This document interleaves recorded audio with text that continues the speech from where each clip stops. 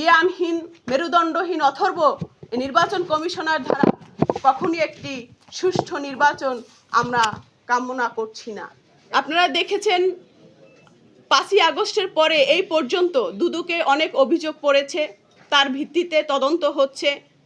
এই যে উপদেষ্টারা যারা এখন লাল গালিচায় হেঁটে বেড়াচ্ছেন, আমাদের অর্জিত রক্ত ঘামের বিনিময়েতে এই সরকার এই দেশ আমরা উপহার দিয়েছি, বিনিময়ে আমরা আবার সেই ফ্যাসিস্ট সরকারের মতোই বঞ্চনার শিকার হয়েছি।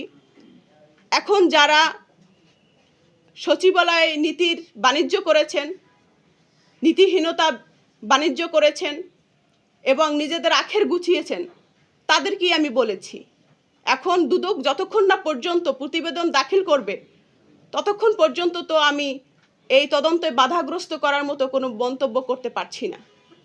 আপনারা ডিটেকটিভ জার্নালিস্ট যারা আছেন, আপনারা খোঁজ খবর নেন, সোশ্যাল মিডিয়ায় আছেন, বিভিন্ন নিউজ হয়েছে, সেখান থেকে কালেকশন করে দেখেন কে বা কারা সচিবালয় বসে বসে নিজের বিবেক বিক্রি করেছেন।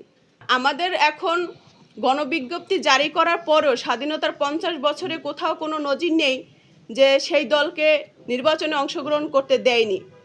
এখন পর্যন্ত যেহেতু তারা গেজেট প্রকাশ করেনি, সার্টিফিকেট আমাদের কাছে হ্যান্ডওভার করেনি, যার কারণে আমরা এই আসন্ন নির্বাচনে অংশগ্রহণ করতে পারিনি এবং আমার নেতাকর্মীরা স্বতন্ত্র নির্বাচন করবে না বলে তারা আমাদেরকে অবগত করেছেন এবং তাদের সেলফ রেসপেক্টে লেগেছেন, তাদের আত্মমর্যাদায় লেগেছেন, কারণ অলরেডি আমার পার্টির প্রতীক বরাদ্দ হয়েছেন। এই যে দেখেন গণবিজ্ঞপ্তি জারি করা হয়েছে, আমার দেশ পত্রিকায় এসেছেন সরকারের পক্ষ থেকে, সেখানে লেখা আছে, আপনাদের সকলের কাছে আমি এই গণবিজ্ঞপ্তিটা দিয়ে দিব, হ্যান্ডশেক মার্কা তারা আমাদেরকে নির্ধারিত করেছেন। কিন্তু দুঃখের বিষয়, এই বিষয়টা সুরাহা না হওয়া আগেই তারা এই যে ব্যালট বাক্সে তারা হ্যান্ডশেক মার্কা দিয়ে দিয়েছেন। তাদের যে ব্যালট পেপার রয়েছে সেই ব্যালট পেপারে এই হ্যান্ডশেক মার্কা দিয়েছে।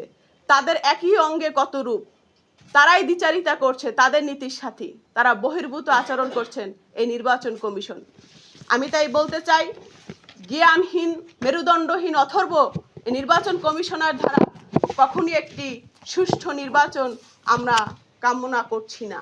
এবং আমি শঙ্কিত হচ্ছি, বাংলাদেশের মানুষের কষ্টে অর্জিত অর্থকে তারা উল্লাসিতভাবে খরচ করে একটি দলকে তারা দায়িত্ব হস্তান্তর করবে বলে আশঙ্কা করছি।